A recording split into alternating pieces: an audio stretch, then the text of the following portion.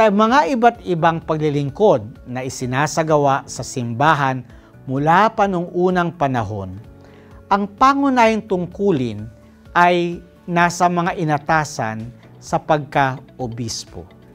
Sila ang naging tagapagmana ng binhi ng mga apostoles sa pamagitan ng isang hindi napuputol na linya ng mga pinuno.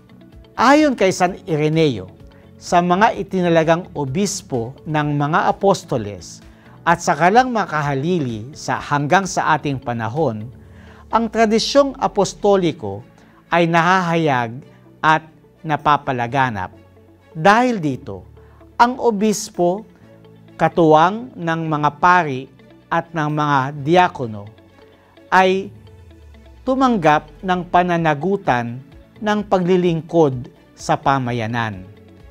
Sila ang kumakatawan sa Diyos sa pamumuno sa kawan bilang mga guro ng mga aral at doktrina, mga pari sa banal na pagsamba, at mga lingkod sa pamamahala.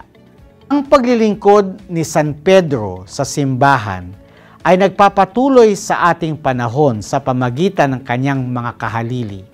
Gayon din naman, ang mga apostol ay patuloy nagpapalago sa buhay ng simbahan sa pamagitan ng hindi napuputol na linya ng mga obispo. In fact, ito yung isa sa mga dahilan kung bakit ang simbahan katolika ay tinatawag nating apostolika, dahil sa hindi napuputol na linya ng mga pinuno ng ating simbahan na nanggagaling mismo sa mga apostoles. Tulad ng tungkulin na pinagkaloob kay San Pedro, ang pangunahin sa mga apostol na ipinasa sa kanyang makahalili, gayon din naman ang tungkulin ng mga apostol sa pangangalaga ng simbahan ay isinasagawang walang patid ng sagradong orden ng mga obispo. Ang mga obispo ang siyang pumalit sa lugar ng mga apostoles bilang mga pastol ng simbahan. Kaya nga, ang sino mang nakikinig sa kanila ay nakikinig kay Kristo. Ang sino mang tumatanggi sa kanila ay tumatanggi kay Kristo at sa Amang nagsugo sa ating Panginoon. Sa mga obispo, ang ating Panginoong Hesukristo na siyang kataas-taasang pari ay naroon sa gitna ng mga mananampalataya.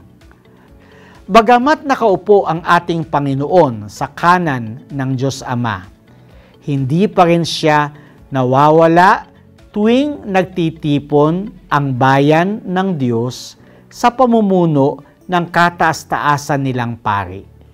At sa paglilingkod ng mga obispo, patuloy na nangangaral si Jesus ng salita ng Diyos sa lahat ng mga bansa. Patuloy na dinadala ng Panginoon ang kanyang makaamang paglilingkod sa pamagitan ng mga sakramento na pinagdiriwang ng mga obispo. Sa pamagitan ng karunungan at kaalaman ng mga obispo, inaakay at ginagabayan ang bayan ng Diyos sa kanilang paglalakbay patungo sa walang hanggang kaligayahan ng langit.